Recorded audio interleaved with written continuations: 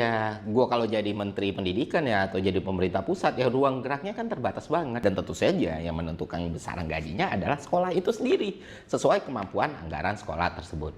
Dan tentu aja besarannya tergantung apa ya. Kalau sekolah negeri itu dari Pemdanya, kalau sekolah swasta dari yayasannya. Nah, disinilah akhirnya tidak ada standar nasional untuk kelayakan upah guru honorer.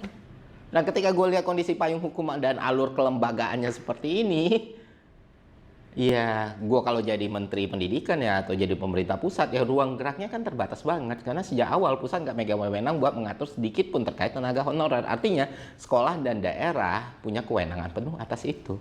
Lah kenapa nggak pusat tentuin aja bang, bikin aja standarnya.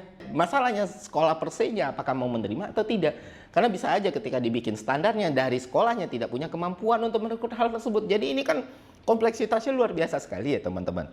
Tapi ya mau gimana pun gue ngelihat ya sejauh ini yang gue pelajarin dan pahami di pusat itu tetap aja gimana pun punya wewenang dan anggaran. Makanya bagus juga kalau misalnya ada kebijakan dukungan dana dari pusat biar bisa menambah pendapatan guru. Misalnya dalam bentuk tunjangan yang ditetapkan langsung dari pusat. Karena kan supaya teman-teman ketahui biaya raksasa soal pendidikan itu, biaya raksasa pendidikan ini yang 20% dari APBN ini, amanat undang-undang ini, itu nggak semuanya di Kementerian Pendidikan, teman-teman. Malah sebagian besar, bisa 80% atau bahkan 90% itu dialirkan ke Pemda masing-masing, dan Pemda masing-masing mengelola ini dana dipakai untuk apa gitu kan.